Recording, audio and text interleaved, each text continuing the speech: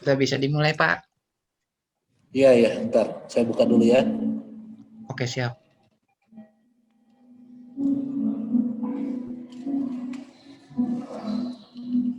Oke, Bismillahirrahmanirrahim. Assalamualaikum warahmatullahi wabarakatuh. Terima kasih Waalaikumsalam warahmatullahi wabarakatuh. Pak Nana Radiana sebagai dosen penguji untuk anak didik saya, Saudara Bahri Bukhari, yang akan melakukan seminar laporan kerja praktek yang telah dilakukan di PT Pos Indonesia. Mungkin untuk acara seminar ini kita bagi 2 session, 10 menit untuk presentasi Bahri dan 10 menit berikutnya untuk tanya jawab.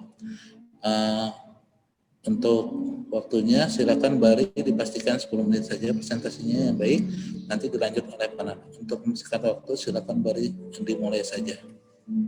Oke, siap, Pak. Share screen.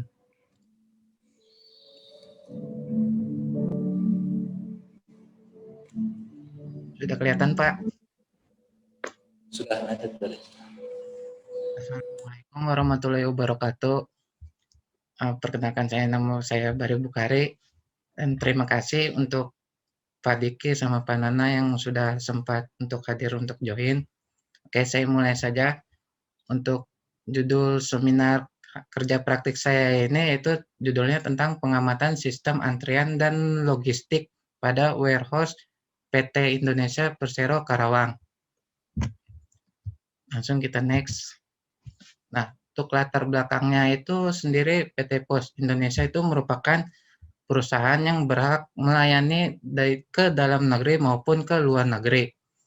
Dan PT Pos Indonesia ini juga menjamin pelayanan dan kualitas produksi dengan melalui sistem antrian dan logistik dalam hal pengiriman barang. Untuk rumusan masalah yang saya bahas ini yaitu bagaimana cara mengetahui proses sistem antrian dan logistik pengiriman barang di PT Pos Indonesia Karawang. Dan yang kedua, untuk mengetahui permasalahan apa saja yang terdapat pada proses sistem antrian dan logistik ini. Untuk profil perusahaannya itu yang tempat saya kerja praktek yaitu ada di warehouse PT Indonesia Persero Karawang. Untuk bentuk perusahaannya itu yaitu BUMN, Badan Usaha Milik Negara, jenis usaha utamanya itu pelayanan jasa. Untuk alamatnya itu ada di Jalan Wirasabar Diarsya Timur, Kecamatan Karawang Timur, Kabupaten Karawang. Untuk nomor teleponnya bisa dilihat di sini, untuk email dan tahun berdirinya.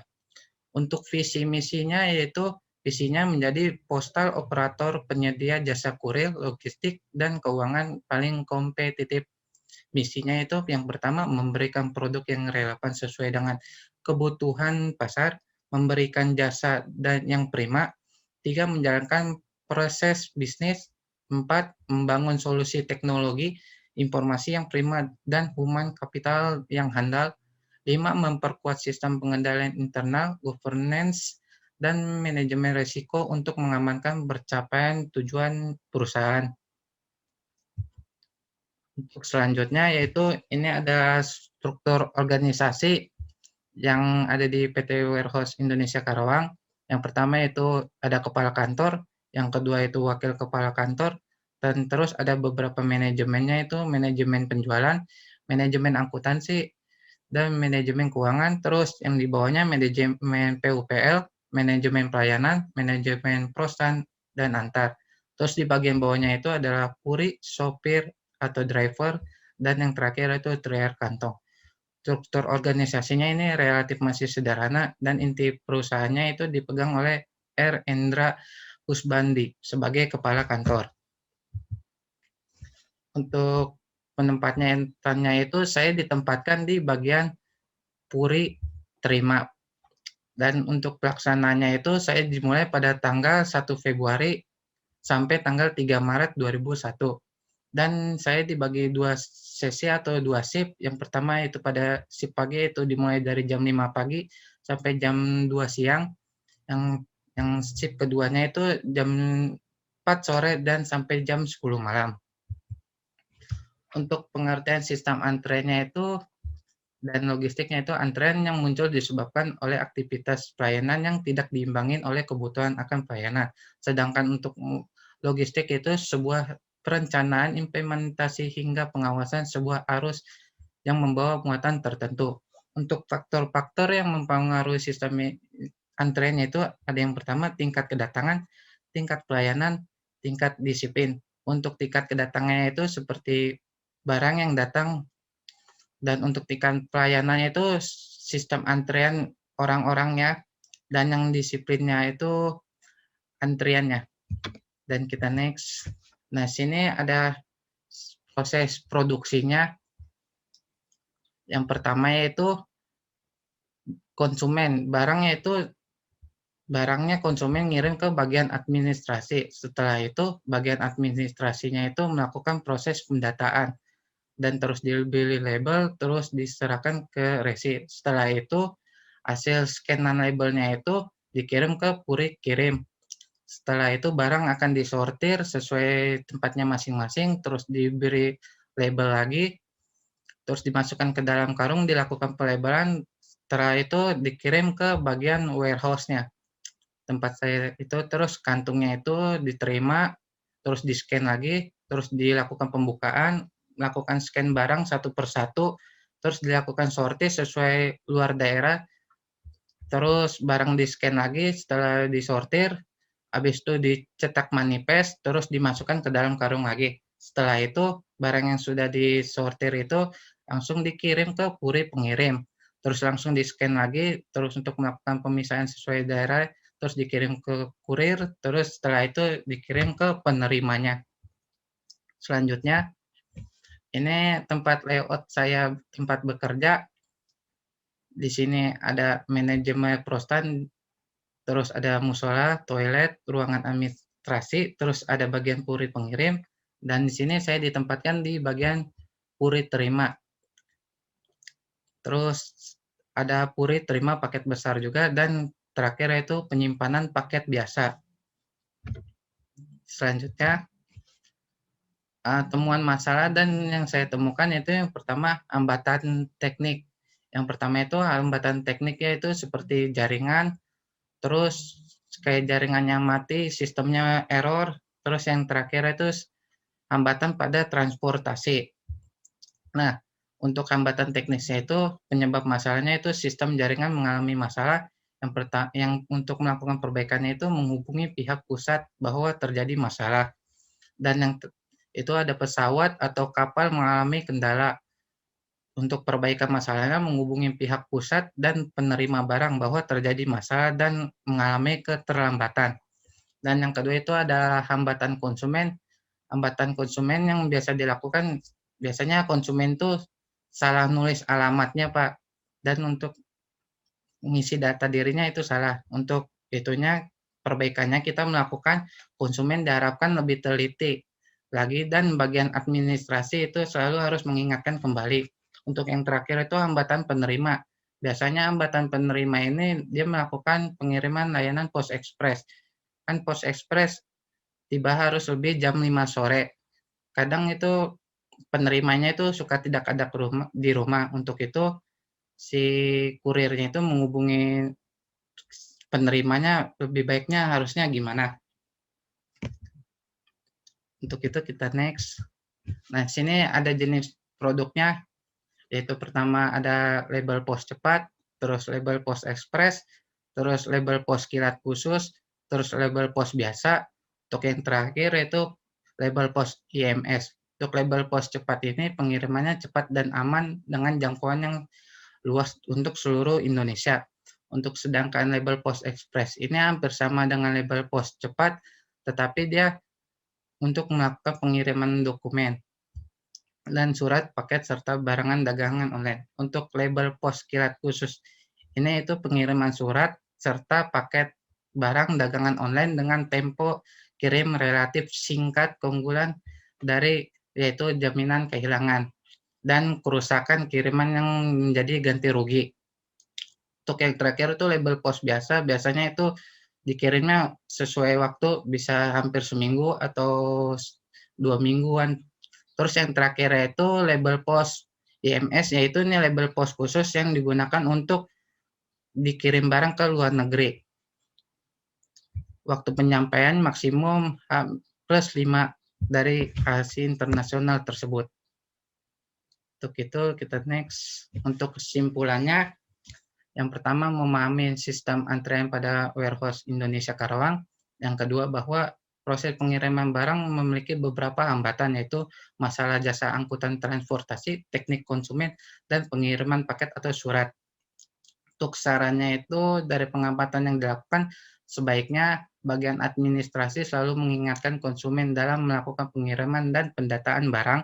Dan yang terakhir itu dari pengamatan yang saya lakukan, sebaiknya perusahaan menemukan solusi atau cara untuk mengatasi masalah transportasi pengiriman barang ke luar negeri maupun ke luar pulau. Oke, cukup sekian dan terima kasih untuk presentasinya, Pak.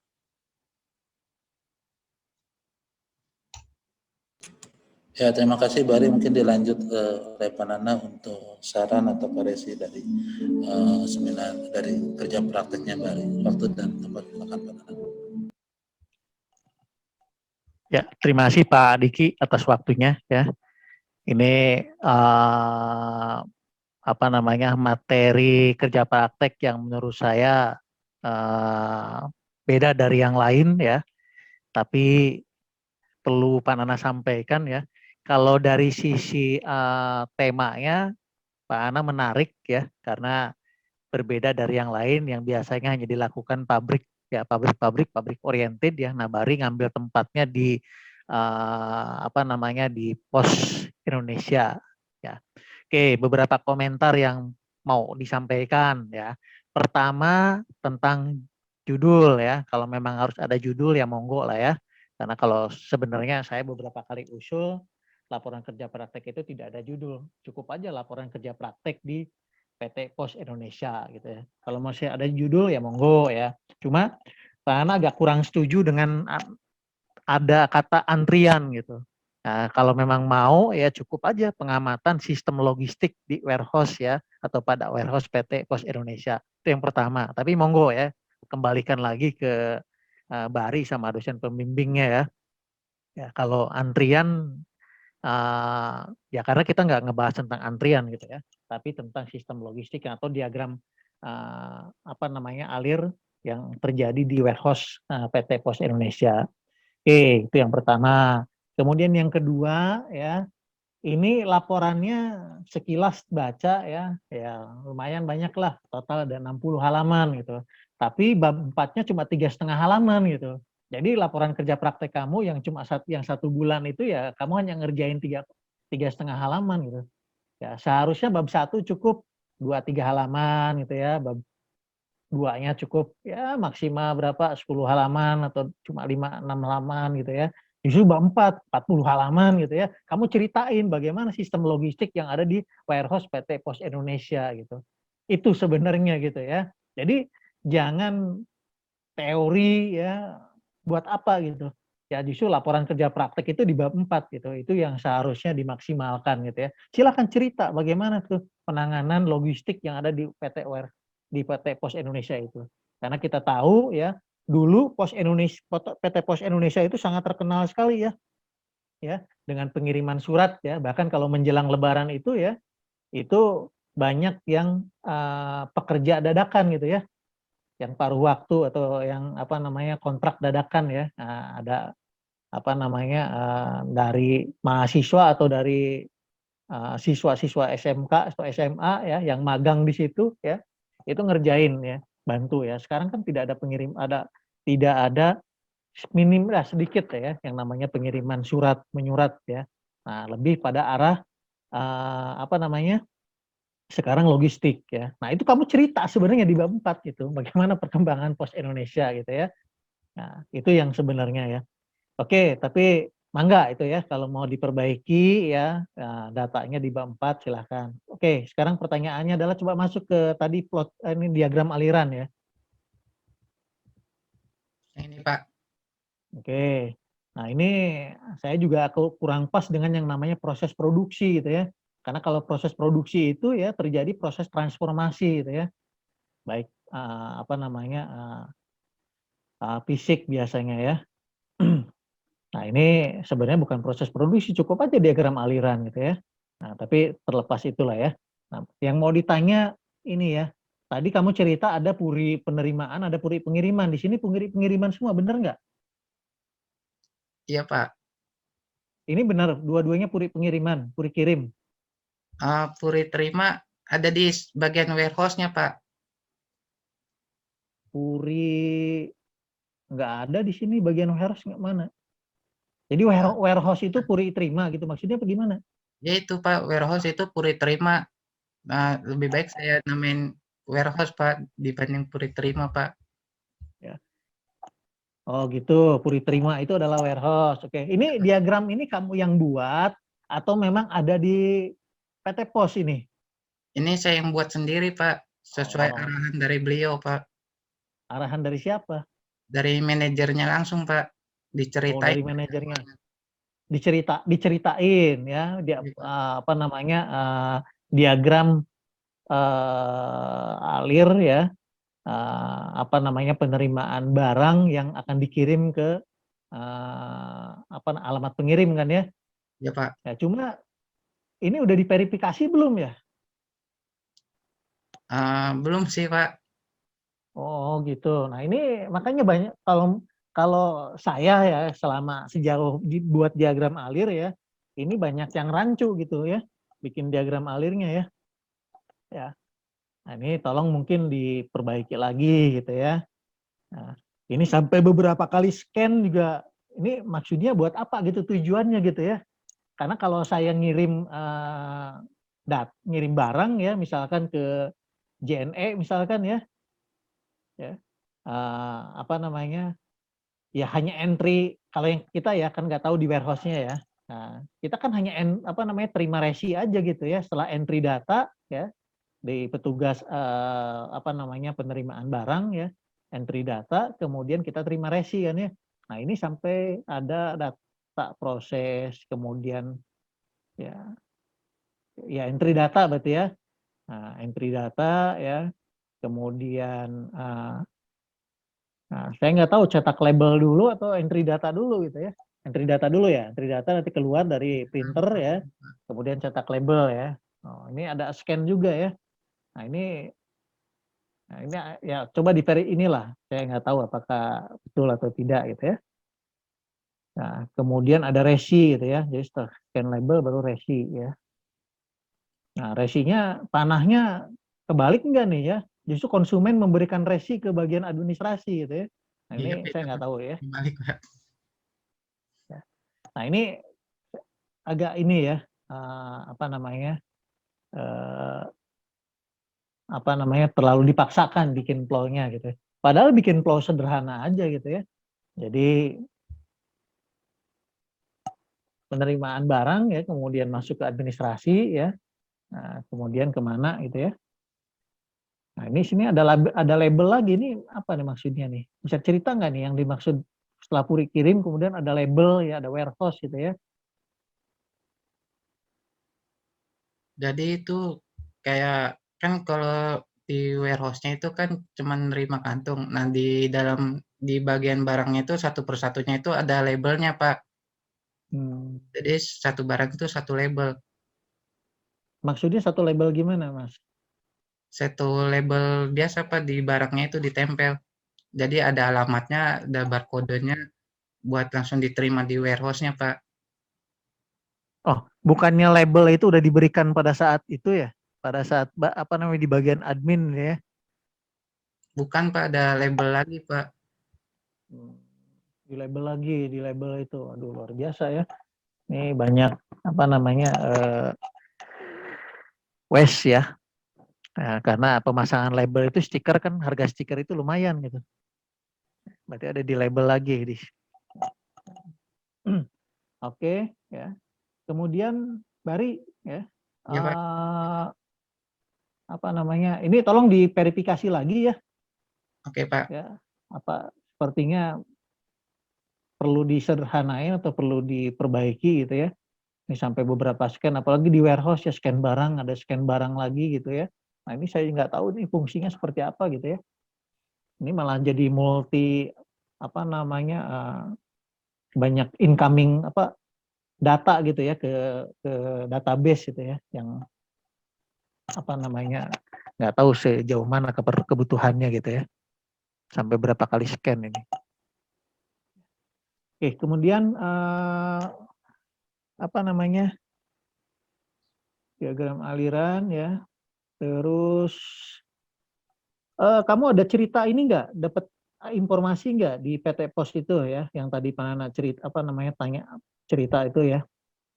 Dulu kan PT Pos itu kan cenderung pengiriman surat menyurat ya, sekarang pengiriman apa namanya, logistik ya.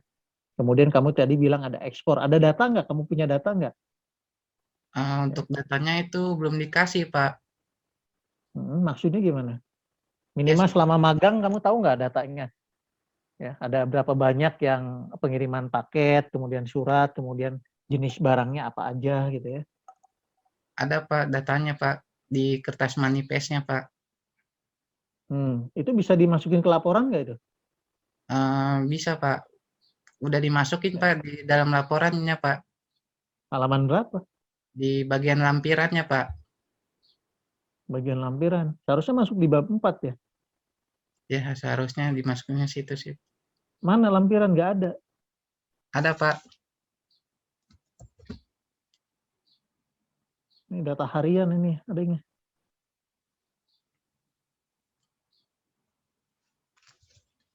Apa yang ini, yang tabel foto ini?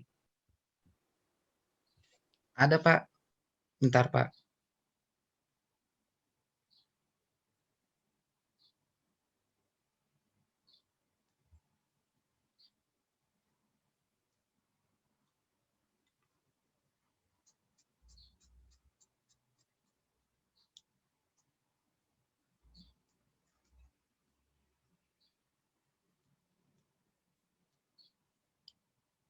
Ada, Pak, di lampiran 10, Pak.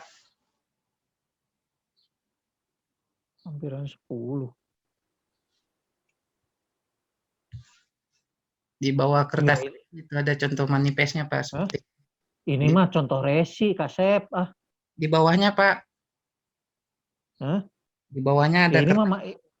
ini mah manifest, ini mah contoh manifest. Yang Pak Hana tanya adalah ya, selama kamu magang di PT Pos Indonesia, di Pos Indonesia cabang Karawang itu ya, ada nggak data terkait apa namanya, data logistik yang dikirim oleh PT Pos Indonesia cabang Karawang? Ya, ada nggak itu ya? Nah, ini kan nggak ada data sama sekali nih ya. Syukur-syukur ada data masa lalu ya, ada data histori ya. Berapa banyak pengiriman logistik, berapa banyak pengiriman surat menyurat ya. Apalagi tadi kamu menyampaikan ada pengiriman ekspor juga ke luar negeri. Nah, ini kemana aja destinasinya gitu. Ceritalah di bab 4 itu gitu. Oke, Ya. siap, Pak. Nah, ada perbedaan nggak tuh diagram aliran untuk yang pengiriman surat ya, pengiriman logistik, kemudian untuk yang ekspor. Nah, seharusnya kamu jelasin juga gitu ya. Diagram aliran yang surat juga masuk ke ini kan, ke warehouse kan? Masuk semua, Pak. Surat, Nah, paket, itu masuk semua. nah, itu kamu cerita gitu ya. Nah, bab 4-nya dilengkapin gitu ya. Nah, tadi yang menarik adalah terkait masalah itu, Ri. Coba label. Tadi ada beberapa. Ini, Pak. Nah, ini menarik nih ya. Nah, ini ya, ada pos cepat, ada pos ekspres, ada pos kilat khusus ya, ada pos biasa, ada pos EMS. Oke, tadi kamu udah jelasin jenis pelayanannya ya. Nah, tadi karena sedikit nyentuh judulnya adalah sistem antrian ya. Nah, ini sebenarnya barang sudah terkumpul di warehouse ya. Oke. Nah, ini tiap hari pasti ada pengambilan barang kan, atau ada pengiriman barang pakai ekspedisi kan ya. Ada, Pak.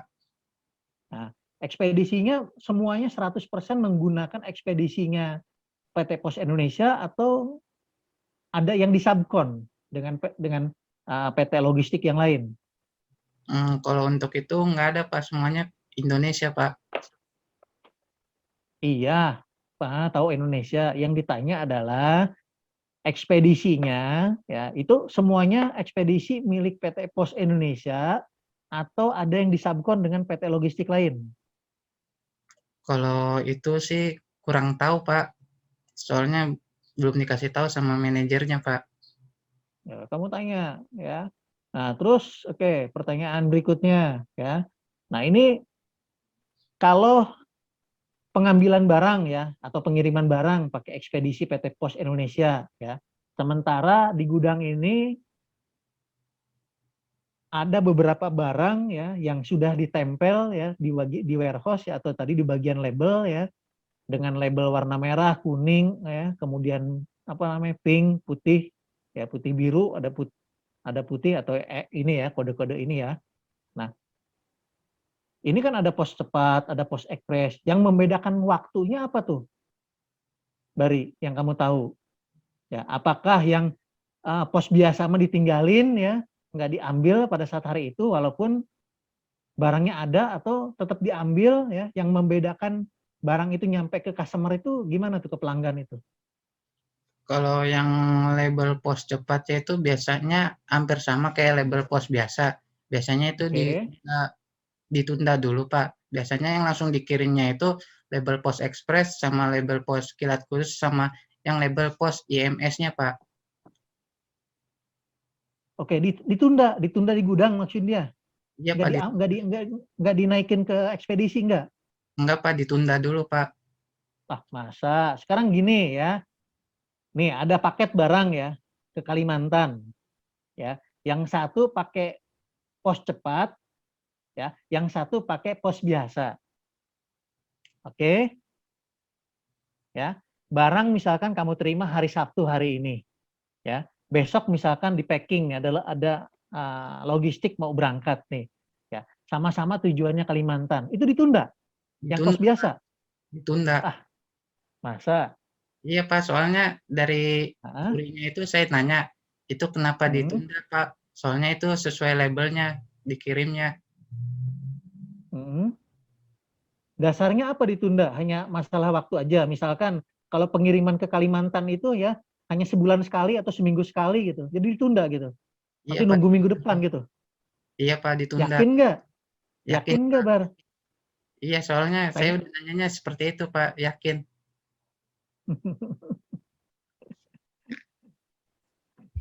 Soalnya beberapa kali pengalaman Pak Ana ya, pakai pos biasa sama nyampainya, pakai pos cepat juga nyampainya sama gitu. Kalau kebetulan berbarengan ya ada barang ekspedisi yang sama misalkan ya tujuannya sama gitu, itu pasti di packing atau di loading juga gitu ke ekspedisi gitu ya. Tapi ya coba tanya lah ya, berarti ini kalau memang pos melakukan seperti itu ya, nah berarti harus banyak improve gitu ya, karena nggak mungkin gitu ya hanya selisih ini kemudian nunda ya, kemudian nanti harus ngirim ekspedisi baru hanya ngirim untuk yang pos biasa. Ya. Oke, yang terakhir Bar. Iya, Pak. Maaf Nana, waktunya kita udah tunggu di. Oh gitu. Oh ya udahlah, Ya, cukup lah. Ya. Oke ya. Ya, makasih Bari ya. Iya, Pak. Nah, tapi tolong yang tadi, yang pertanyaan tadi Pak Ana terakhir tolong diklarifikasi lagi, ditanyain ya. Apakah betul ya itu sampai ditunda ya atau memang tetap dikirim ya disatukan dalam ekspedisi yang sama gitu ya. Oke, masih Pak Diki. Makasih Bari ya. Iya, Pak. Makasih juga, Pak, sudah hadir, Pak. ya, menarik ya. Jadi Pak Nana jadi banyak pertanyaan karena memang ini juga bukan di pabrik ya, tapi di suatu industri jasa. Jadi banyak pertanyaan lain yang kita bisa gali di sini. Mungkin nanti kita perbanyak lagi ya, Bari dari info Pak Nana kita lengkapin lagi. Kamu bisa ketemu saya, bisa ketemu Pak Nana lagi nanti karena tetap untuk laporan nanti Pak Nana harus tanda tangan. Pak Nana akan lihat lagi apa yang Bari perbaikin di sini. Jangan gitu aja karena waktunya sudah lebih. Jadi saya mau sekian Pak Bari, ada yang mau disampaikan pada saya dan Pak Nana. Cukup, Pak. Oke ya. Mungkin gitu aja Pak Nana, saya terima kasih. Pak Nana ada yang mau disampaikan?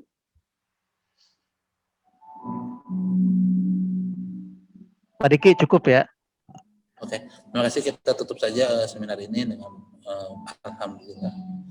Ya, alhamdulillahirabbil alamin. Kita ketemu lagi anak di stasiun yang berbeda.